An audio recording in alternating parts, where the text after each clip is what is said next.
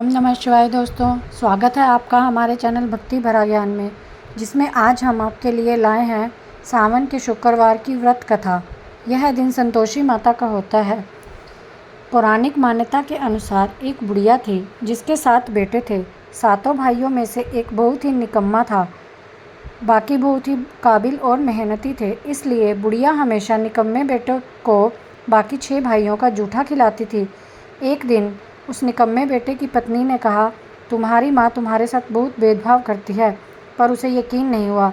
एक दिन सच जानने के लिए सिर दर्द का बहाना बनाकर वह रसोई में ही चादर ओढ़कर लेट गया।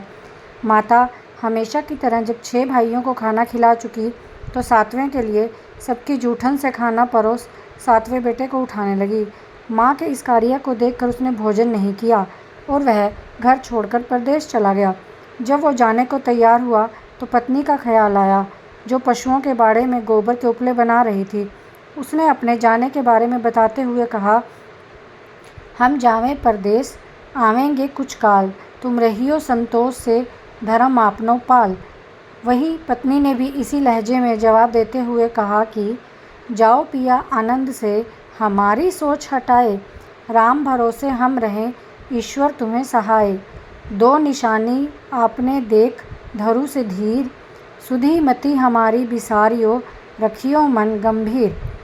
अब निशानी मानतो कहा कि मेरे पास तो तुम्हें देने के लिए कुछ भी नहीं है, यह सिर्फ अंगूठी है, यही रख लो। साथ ही उसने पत्नी से भी निशानी मांगी तो उसने कहा, मेरे पास भी कुछ नहीं है, ये गोबर से सने हाथ हैं, उनकी छाप ही साथ ले जाओ। अब पीठ पर पत्नी के हाथों से बनी गोबर की छाप लिए वो चल पड़ा। परदेश में पहुंच गया। अपनी हालत का जिक्र एक सेठ से किया और नौकरी मांगी।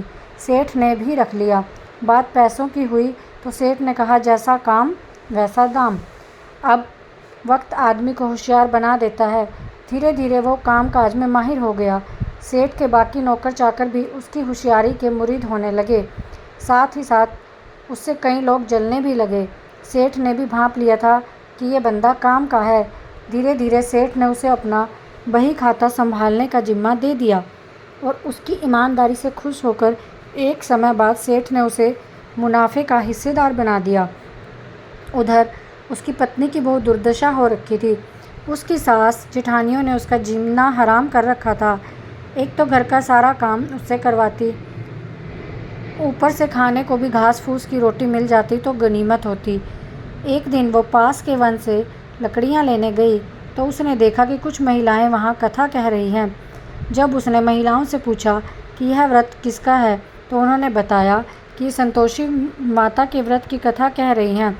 उसने पूछा कि उसे भी इस व्रत की विधि बताएं। अब उसे रास्ते में मंदिर भी दिखाई दिया। वह माता के चरणों में लेट गई और कहने लगी, हे माँ, मैं क्या करूँ, मेरा कल्याण करो माँ। माँ ने भी उसकी पुकार सुनी। वह लकड़ियों को बेचकर प्रसाद के लिए गुड़ चना लाई और शुक्रवार का उपवास किया। वह व्रत कथा भी सुनी। कुछ ही दिनों में उसे पति की चिट्ठी मिली, साथ ही पैसे भी आने लगे। अब वह हर शुक्रवार को उपवास करने लगी। फिर उसने माँ से गुहार लगाई, हे माँ, मुझे मेरे स्वामी से मिला दो। तब स्वयं माँ एक वृद्धा का वेश धारण कर उसके पति के पास पहुँची और उससे पूछा कि उसका कोई घर बार है या नहीं। उसने बताया कि सब कुछ है, लेकिन काम को छोड़कर कैसे जाऊँ। तब वृद्धा ने कहा कि तुम माँ संतोषी के नाम का दिया जलाकर कल सुबह दुकान पर बैठना। शाम तक तुम्हारा सारा हिसाब किताब हो जाएगा और सामान भी बिक जाएगा। उसने ऐसा ही किया।